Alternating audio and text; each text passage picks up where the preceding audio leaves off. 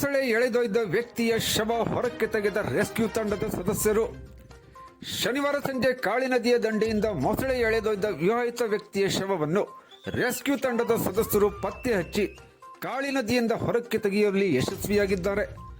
ಭಾನುವಾರ ಮಧ್ಯಾಹ್ನ 3 ಗಂಟೆ ಸುಮಾರಿಗೆ ಶವವನ್ನು ಕಾಳಿ ನದಿಯಿಂದ ಹೊರಕ್ಕೆ ತೆಗೆಯಲಾಗಿದೆ. ಘಟನಾ ಸ್ಥಳದಲ್ಲಿ ಮೃತ ವ್ಯಕ್ತಿ ಸುರೇಶ್ ತೇಲಿ ಕುಟುಂಬದ ಸದಸ್ಯರ ಆಕ್ರಂದನ ಮುಗಿಲು ಮುಟ್ಟಿದೆ. ಸುರೇಶ್ ತೇಲಿಯ ಶವವನ್ನು ಪೋಸ್ಟ್ ಮಾರ್ಟಂಗಾಗಿ ಸರ್ಕಾರಿ ಆಸ್ಪತ್ರೆಗೆ ರವಾನಿಸಲಾಗಿದೆ.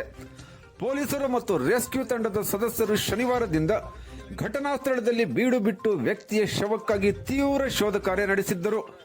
ಘಟನಾ ಸ್ಥಳದಲ್ಲಿ ಸಾವಿರಾರು ಸಂಖ್ಯೆಯಲ್ಲಿ ಜನರು ಸೇರಿದ್ದರು.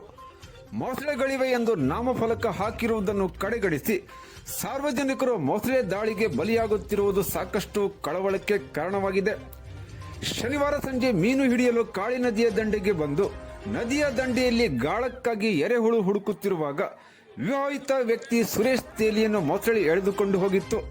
ಕಳೆದ 10 ತಿಂಗಳ ಅವಧಿಯಲ್ಲಿ ದಾಂಡೇಲಿ ನಗರದ ಕಾಳಿದಂಡೆಯ ಪ್ರದೇಶದಲ್ಲಿ ಮೊಸಳೆ ದಾಳಿಗೆ ಬಲಿಯಾಗಿರುವ 3ನೇ ಪ್ರಕರಣ ಇದಾಗಿದೆ. ಅಕ್ಟೋಬರ್ 24, 2021ರಂದು ಮೊದಲ ಪ್ರಕರಣ ಹಾಗೂ ಫೆಬ್ರವರಿ 7, 2022ರಂದು 2ನೇ ಪ್ರಕರಣ ಜರುಗಿತ್ತು. ಈ ಸಮಸ್ಯೆ ನಿವಾರಣೆಗೆ ಜಿಲ್ಲಾಡಳಿತ ತುರ್ತು ಕ್ರಮ ಜರುಗಿಸುವ ಅವಶ್ಯಕತೆ ಇದೆ.